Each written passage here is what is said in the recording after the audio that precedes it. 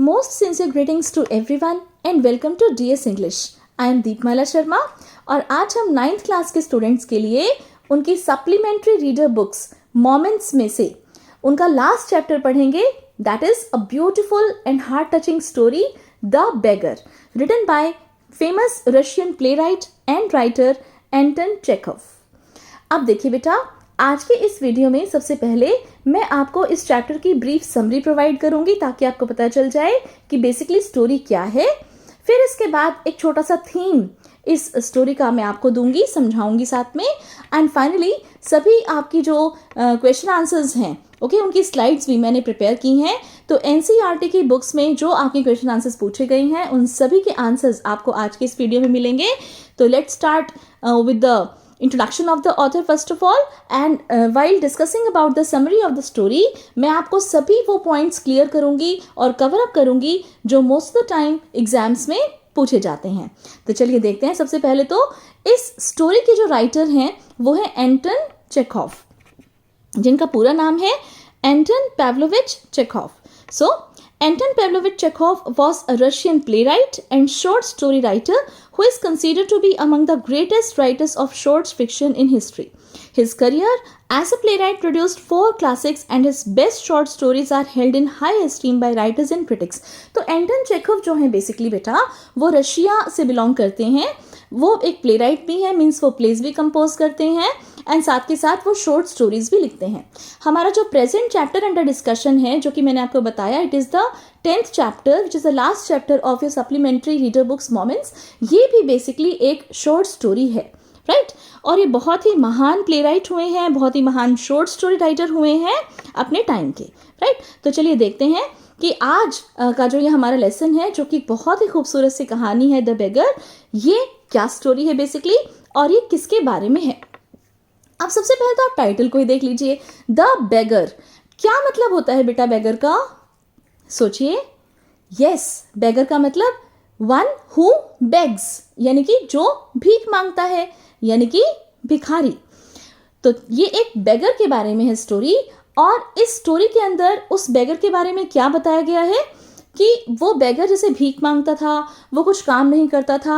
हालांकि वो एकदम सही था, वो अगर यदि मान लीजिए काम करना चाहता तो वो कर सकता था, लेकिन बस उसे बहाने बनाने में ज़्यादा अच्छा लगता था और वो इसीलिए जो है कुछ काम नहीं करता था, केवल भीख मांगकर ही अपना गुजारा चलाता था. एंड इस स्टोरी के अंदर हमें ये पता चलेगा कि किस तरह से एक और पर्सन से जब वो मिलता है तो उसके बहुत ही कोर्डियल बिहेवियर से, उसके बहुत ही हमें कह सकते हैं कि जेनरोसिटी के कारण से किस तरह से इस बेगर में चेंज आता है and he starts working for his livelihood, right. वो भीख मांगना छोड़ देता है, काम चोरी छोड़ देता है, काम करना स्टार्ट कर देता है और इस तरह से वो एक अच्छा इंसान बन जाता है. He transforms into a good and genuine person. तो देखिए स्टार्ट करते हैं हमारी story. One day a beggar came to Sergei, an advocate, and asked for help. तो बेटा इस स्टोरी में वैसे बेसिकली मैं आपको बता दूं 3 कैरेक्टर्स हैं, ओके. एक तो ये बेगर ही है, राइट. इसका नाम हमें बाद में पता चलेगा, अभी हम इसको केवल बेगर कहकर ही बोलेंगे ताकि आपकी स्टोरी का जो इंटरेस्ट है वो बना रहे. दूसरा जो हमारा कैरेक्टर है वो है सर्गेई एडवोकेट, ओके, जो कि एक एडवोकेट है सर्गेई. एंड थर्ड जो कैरेक्टर है वो बाद में मैं इंट्रोड्यूस करूंगी, ओके. तो थर्ड कैरेक्टर हम बाद में इंट्रोड्यूस करेंगे. तो बेसिकली ये 3 मेन कैरेक्टर्स हैं. तो देखिए, one day a beggar came to Sergei an advocate and asked for help. एक बार एक बेगर एक लॉयर यानी कि सर्गेई के पास आता है और उससे कुछ मदद मांगता है. The beggar had worn a fawn-colored tattered overcoat and had dull drunken eyes with a red spot on either cheek. अब यहाँ बेगर की अपीयरेंस बताई है कि उसने एक टैटर्ड सा मीन्स फटा हुआ सा ओवरकोट पहन रखा था जिसका कलर फाउन कलर्ड था. यहाँ पिक्चर में आप देख भी सकते हो. और उसकी जो आइज थी वो काफ़ी डल ड्रंकन थी. Means perhaps he was, perhaps नहीं, I am just saying perhaps, लेकिन he was actually an alcoholic, okay. वो शराब पीता था और उसके जो चीक्स हैं उनके ऊपर भी कुछ कुछ रेड स्पॉट्स थे. He told Sergei that he had been a village school teacher for 8 years but had lost his job because of scheming and lies. He added that he now had an offer of a position. Now, अब आप देखिए, जब भी आपने beggars के बारे में सुना होगा, देखा होगा बेगर्स को, तो बेगर्स बेसिकली क्या करते हैं? बेगर्स हमेशा बेग्स यानी कि बेगिंग करने के लिए, भीख मांगने के लिए कुछ ना कुछ झूठी स्टोरीज बनाते हैं। अब इसी तरह से सर्गेई भी जैसे एक स्ट्रीट में जा रहा था, तो इसको ये बेगर मिला और सर्गेई को देखकर ये बेगर इसके पास आ गया भीख मांगने के लिए। कहता है कि आप मेरी कुछ मदद कर दीजिए। और क्या मदद मांग रहा था वो? पहले तो उसने अपनी झूठी एक कहानी बनाई। वो कहता है कि मैं तो एक स्कूल टीचर था और 8 साल तक जैसे मैंने वहाँ पर पढ़ाया, लेकिन उसके बाद क्या हुआ कि मेरी जॉब वहाँ से छूट गई, क्योंकि मेरे जो दूसरे जो कोलीग्स थे उन्होंने मेरे ऊपर कुछ इस तरह के आरोप लगा दिए, ब्लेम किया मुझे गलत तरीके से, जिसकी वजह से मेरी जॉब चली गई।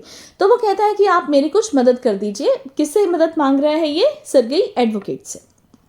अब साथ में वो ये भी कहता है कि वैसे तो मुझे एक जगह जॉब मिली है, ये बोलता है कि कलुगा प्रोविंस है, वहाँ पर मुझे जॉब मिली है, लेकिन वो कहता है कि मेरे पास वहाँ तक जाने के लिए, जैसे ट्रैवलिंग वगैरह करने के लिए पैसे नहीं है, तो आप प्लीज़ मुझे कुछ पैसे दे दीजिए ताकि मैं वहाँ पर जाकर अपनी जॉब ज्वाइन कर सकूँ ना।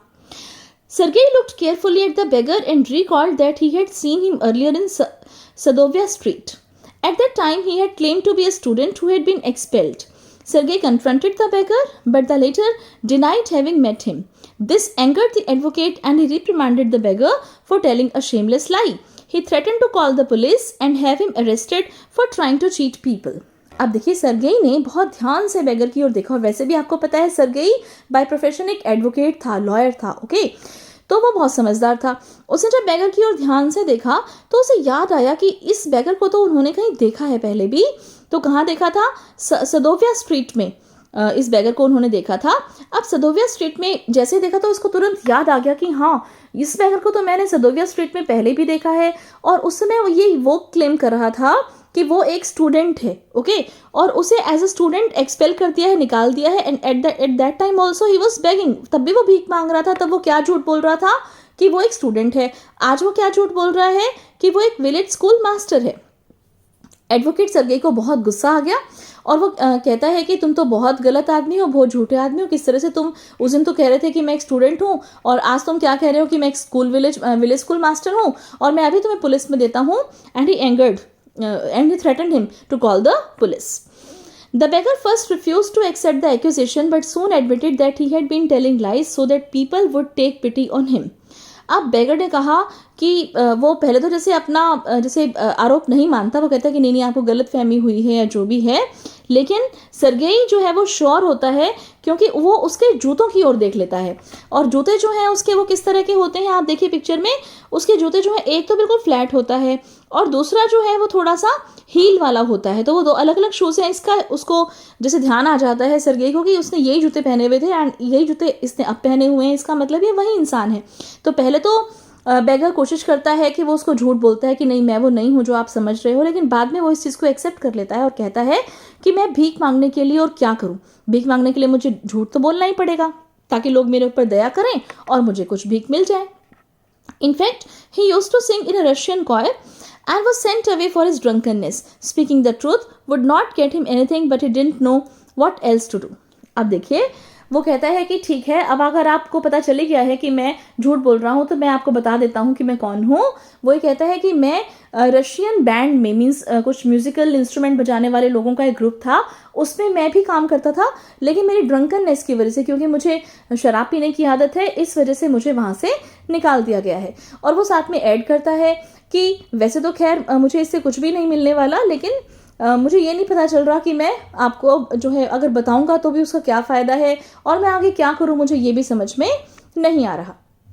अब सर्गेई उसे कहते हैं कि मैं तुम्हें बताता हूं कि तुम्हें क्या करना चाहिए। तुम्हें ये नहीं समझ में आ रहा ना कि भाई तुम्हें क्या करना है, तो मैं तुम्हें बताता हूं कि तुम्हें क्या करना चाहिए। तुम्हें काम करना चाहिए।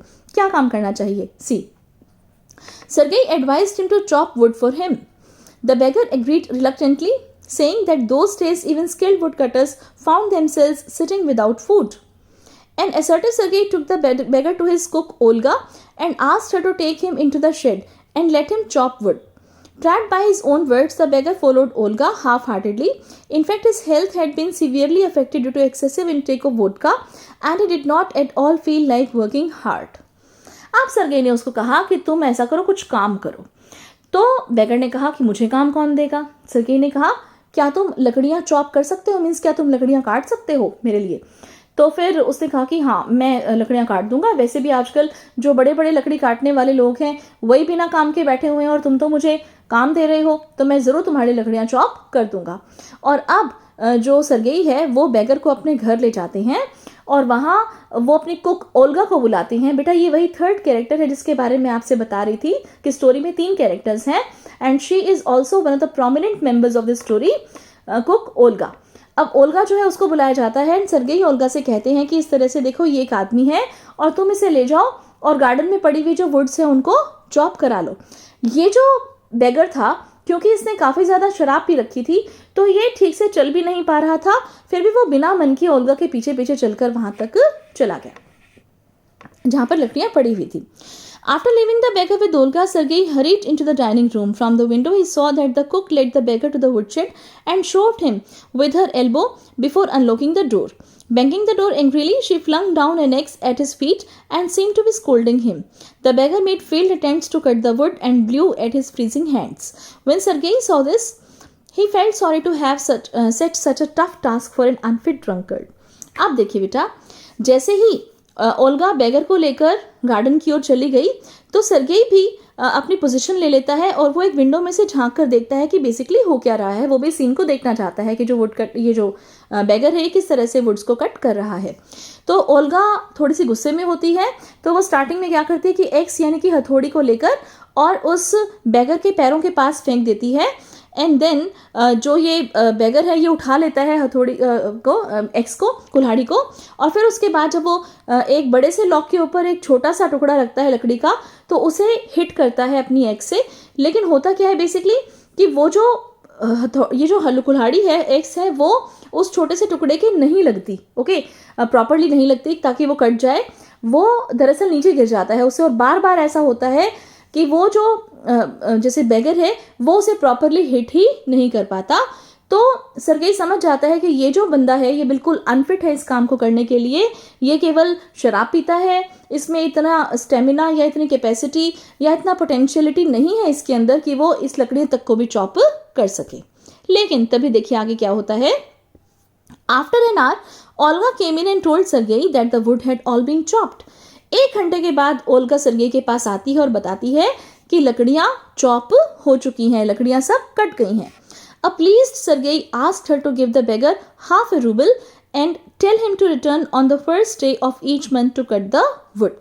अब सर्गेई बहुत खुश हो जाते हैं और वो ओल्गा से कहते हैं कि तुम ऐसा करो, बेगर को हाफ ए रूबल, ये कुछ करेंसी है रशिया की, रूबल, ओके, हाफ ए रूबल दे दो और उसको कहो कि वो हर महीने की 1 तारीख को यहाँ पर आ सकता है वुड काटने के लिए, लकड़ियाँ काटने के लिए।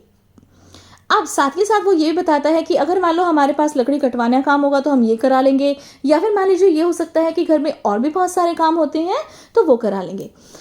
The beggar returned on the set day and again earn half A rouble. अब जैसा कि सर्गेई ने बोला था कि हर महीने की 1 को तुम आ सकते हो, 1 तारीख को आ सकते हो, इस तरह से बेगर आ गया जिस दिन उसको बोला गया था और फिर से उसने आधा रूबल कमा लिया। That day onwards, he would often come to do odd jobs like shoveling snow, putting the wood shed in order, or beating the dust out of rugs and mattresses.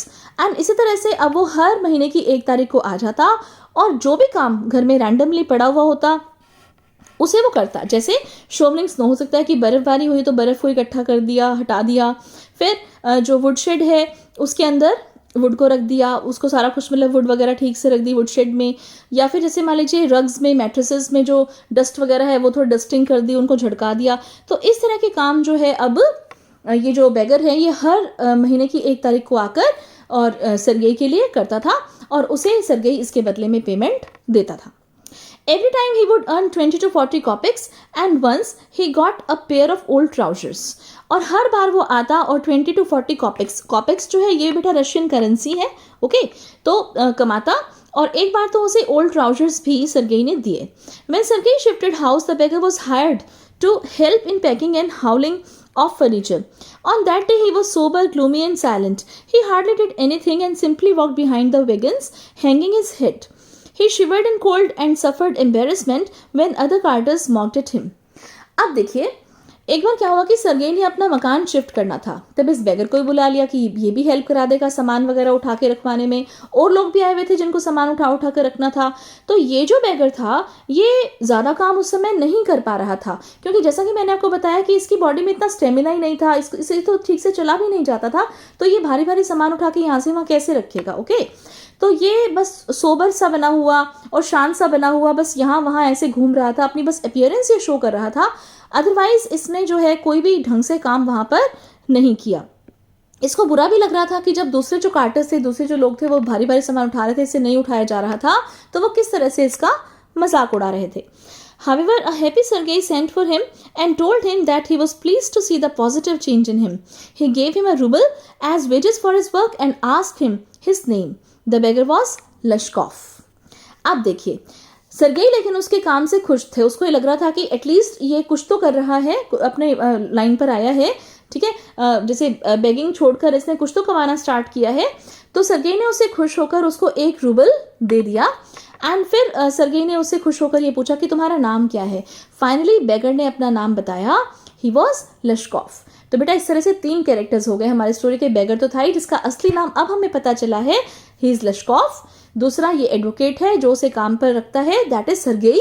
And third is the cook of this advocate Sergei, her name is Olga, OLGA, Olga. Now Sergei asked Lashkov if he knew how to write. On getting a positive response, Sergei gave him a letter addressed to his friend who would give him some copying work. Sergei was very happy at having brought back a wayward to the right path. As a gesture of kindness, he tapped Lashkov on the shoulder and shook hands too. After that day, Lashkov never returned to ask for work. अब Sergei ने क्या किया कि लश्कोव से पूछा कि अच्छा तुम्हारा नाम लश्कोव है, क्या तुम्हें लिखना आता है? तो लश्कोव ने कहा हाँ जी मुझे लिखना आता है। He gave a positive response. तो सर्गेई ने उसे एक लेटर दे दिया। मीन्स वो एक रेफरेंस था कि उसने लश्कोव के लिए कोई जॉब का अरेंजमेंट किया था, उसके लिए और काम ढूंढा था जिसमें उसको राइटिंग वगैरह का काम करना था, किसी के लिए कुछ लेटर्स वगैरह लिखने थे। तो वो लेटर उसने एक रिकमेंडेशन के रूप में बनाकर और लश्कोव को दिया, बेगर को दिया, और उसे कहा कि तुम ये लेकर मेरे एक फ्रेंड है उनके पास चले जाओ, वो तुम्हें इस लेटर को देखकर कुछ और काम दे देंगे। और वो लश्कोव ने उससे ले लिया और उसके बहुत ही काइंड जेस्चर से सर्गेई ने उसको पीठ के ऊपर थपथपाया और कहा कि जाओ अब तुम अपना ये वाला काम स्टार्ट करो। उस दिन के बाद से लश्कोव कभी भी काम मांगने के लिए वापस नहीं आया। Sergei told Lashkov that he was very happy because he had been able to push an ashtray on the right path. Sergei ने लश्कोव से कहा कि मुझे बहुत अच्छा लग रहा है कि मैंने तुम्हें सही रास्ता दिखा दिया है। लश्कोव acknowledged Sergei's roasting and thanked him for pulling him out of a sinking pit. However, he said that the true credit for changing him went to Olga the cook. A visibly surprised Sergei asked how this had come to be. Lashkov then revealed that he had never chopped a single piece of wood. अब आप देखिए हुआ क्या। तो इस दिन के बाद से ये जो है आपका लश्कोव ही कभी भी काम मांगने के लिए सर्गेई के पास वापस नहीं आया। इस तरह से समय बीतता चला गया और 2 साल चले गए। राइट 2 साल के बाद सर्गेई जो है वो एक थिएटर में जाता है मूवी देखने के लिए and he wanted to have the ticket at the ticket counter. और तभी वो देखता है कि लाइन में एक आदमी है और वो बिल्कुल उसे लश्कोव लग रहा था देखने में। उसने बहुत ही नाइस और डिसेंट कपड़े पहने हुए थे और वो जैसे ऐसा लग रहा था कि भी अब अच्छा सा कमाने लग गया है, क्योंकि उसका सारा का सारा जो गेटअप है उसको देखकर यही लग रहा था कि ही अर्न्स वेल नाउ। तो सर्गेई ने बहुत खुश होकर उससे कहा कि लश्कोव तुम हो? तो लश्कोव ने कहा कि हाँ जी इट इज़ मी। और फिर उसके बाद दोनों बातें करना शुरू कर देते हैं। सर्गेई यहाँ पर बहुत खुश होकर उससे कहता है कि मुझे बहुत खुशी हो रही है कि मैंने तुम्हें सही रास्ता दिखाया।